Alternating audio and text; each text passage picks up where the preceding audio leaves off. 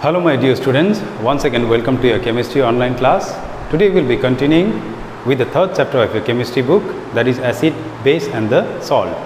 So in the last class we discussed about the acids and the bases, and the third topic, that is the salt, was left, which we will be discussing today.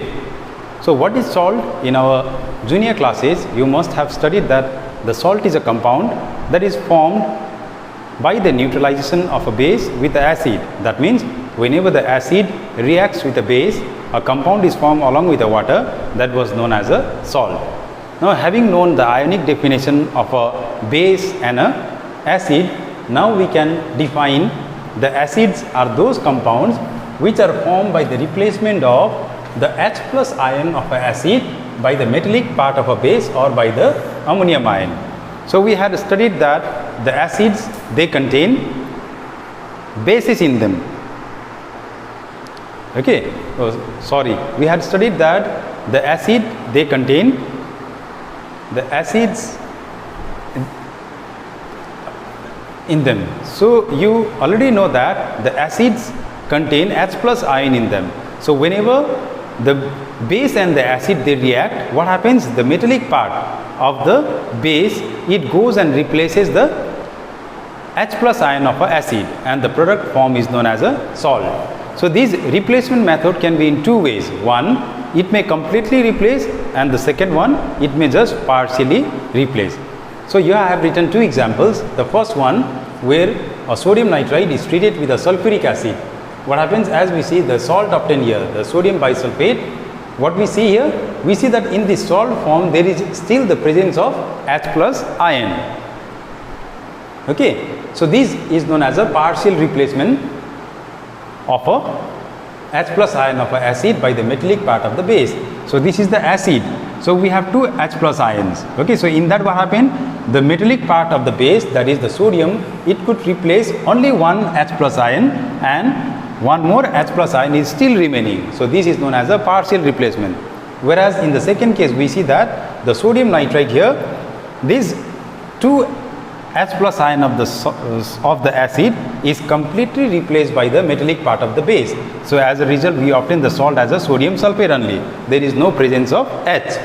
Okay, so these are the two ways by which the salts are formed, either by the partial replacement or by the complete replacement of a H plus ion of an acid by the metallic part of the base, or simply by the ammonium ion.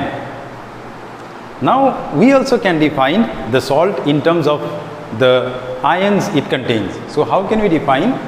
The salt is a compound. Which kind of compound? It is an ionic compound which dissociates in a water to give a positive ion other than a H plus ion. That means whenever you dissolve salt in a water, it gives a H plus ion, but that H plus ion cannot be a hydrogen ion, and it also gives a negative ion, but that negative ion cannot be a OH minus ion. So let us for example take a sodium chloride, NaCl.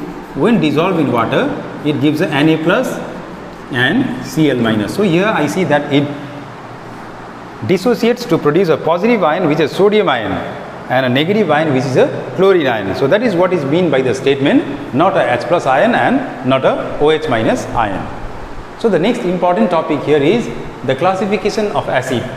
The classification of salt.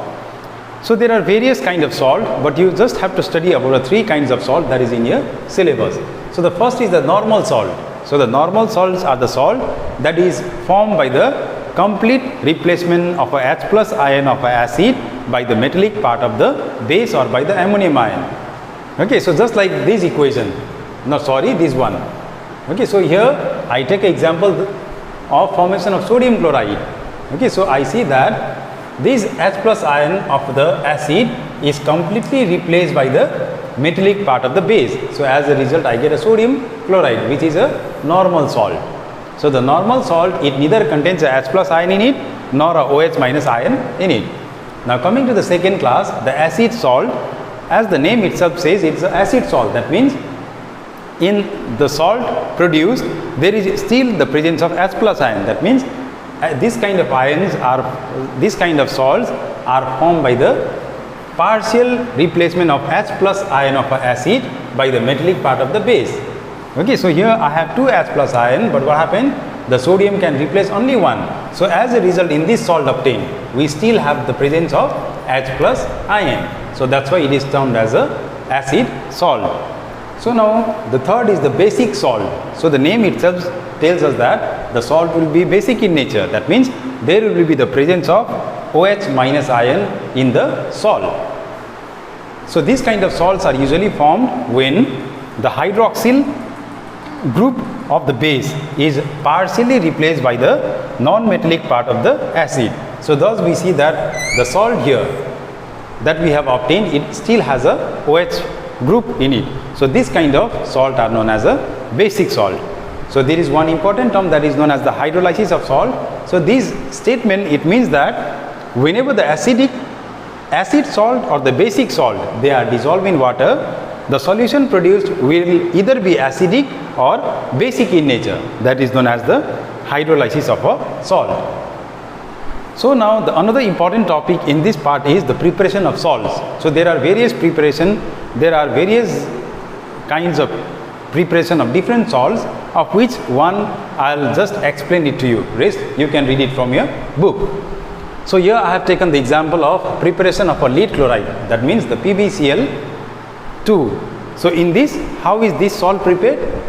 To prepare this salt, a solution of lead nitrate and a hydrochloric acid is taken.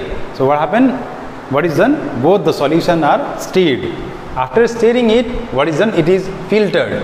So when filtered, the lower portion we have a sodium nitrate, and upper some filtrates are obtained in the filter paper. So that filtrate is taken, washed thoroughly, and then it is heated in the presence of a little bit of water in a china dish.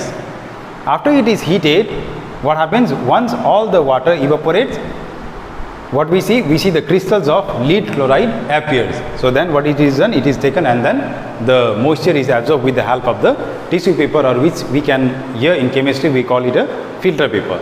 So that is how the lead chloride is obtained. So there are preparation of various other kinds of salt that you can refer to your book. Thank you.